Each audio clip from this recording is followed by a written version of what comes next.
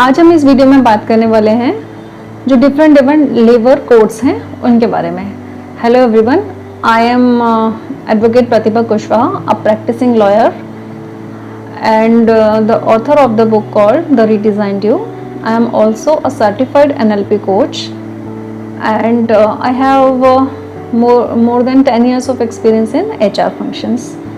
तो आज हम बात करने वाले हैं जो डिफरेंट लेबर कोड्स हैं इंडिया में उसके बारे में। इसमें से जो सबसे पहले आता है द कोड ऑन वेजेस 2019। इसमें कई सारी इम्पॉर्टेंट चीज़ें हैं, जैसे कि वेजेस से रिलेटेड जितनी भी इम्पॉर्टेंट रेगुलेशंस हैं वो इस कोड में डाले गए हैं। जैसे कि पहले अलग अलग होता था, minimum wages act, payment of wages और इक्वल रिम्यूनरेशन, कंपनसेशन, ये सारी जो इंफॉर्मेशन है वो कोड ऑन वेजेस एक्ट में आती है। Every employer is required to pay the employees on time. ऐसा नहीं है कि आज आप इस महीने आप जो सैलरी है वो 10 तारीख तक दे रहे हैं, अगले महीने आप 15 तक दे रहे हैं, तो एक फिक्स डेट डिसाइड की गई कि इस तक आपको दे देनी है सैलरी। एक ये है कि इक्वल रिम्यूनरेशन, मतलब जेंडर बेस्ड बायस नहीं हो सकता है। मेल फीमेल अगर एक सिमिलर पोजीशन पे काम कर रहे हैं तो उन दोनों का जो कंपनसेशन होगा, रिम्यूनरेशन होगा, वो सेम ही होगा। ठीक है।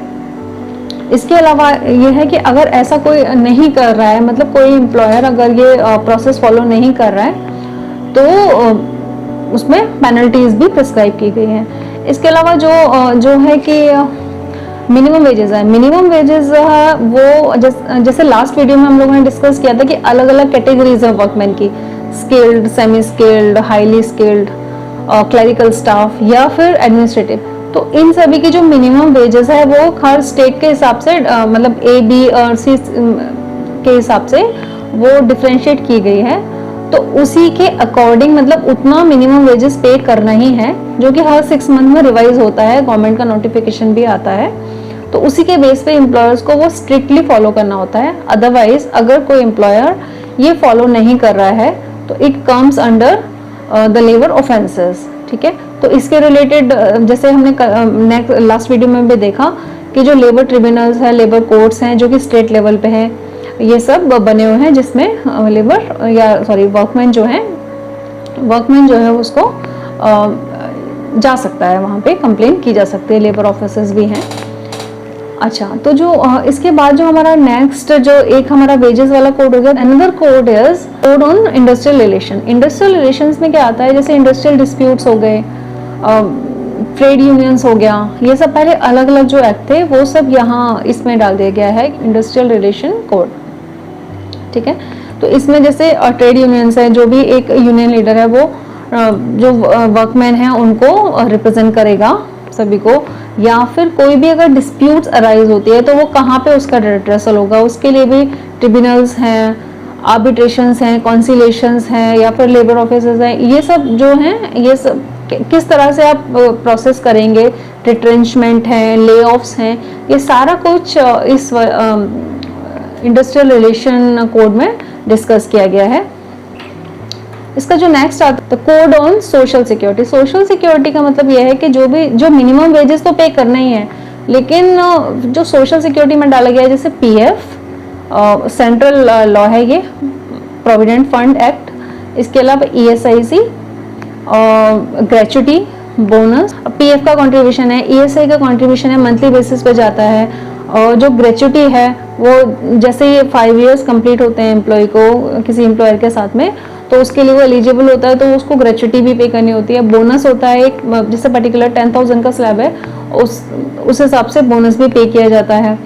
और पेंशन है, पेंशन स्कीम भी है इसी में, जो कि पीएफ का ही एक पर्टिकुलर जो पार्ट होता है जो कि पेंशन अकाउंट में जाता रहता है। तो ये सारे सोशल सिक्योरिटी के लिए बनाए गए हैं कि मतलब सैलरी जो पर मंथ पे हो रही है किसी वर्कमैन को, एम्प्लॉय को, उसके अलावा भी जो उसके जो एक्स्ट्रा बेनिफिट्स आते हैं, ये सब हम इसमें सोशल सिक्योरिटी में डिस्कस करते हैं। उसके बाद जो occupational health and safety code है उसमें बताया गया है कि वर्क प्लेस की कंडीशंस कैसी होंगी, क्या वर्किंग टाइमिंग्स होंगे, या कितना मैक्सिमम ड्यूरेशन तक एक वर्कमैन एम्प्लॉई कहीं किसी प्रीमाइसेस में काम कर सकता है।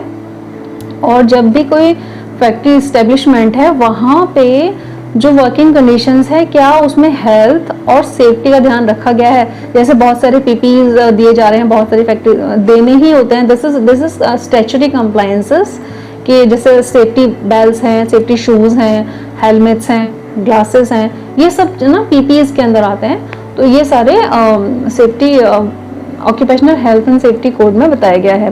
वेलफेयर मैनेजमेंट है, अगर फीमेल एम्प्लॉयज़ हैं वहाँ तो क्रैच होना चाहिए, और अगर सेफ्टी ऑफिसर है नहीं है, वेलफेयर ऑफिसर, वेलफेयर फंड, ये सारी चीज़ें जो है वो हेल्थ एंड सेफ्टी कोड में डिस्क्राइब की गई हैं।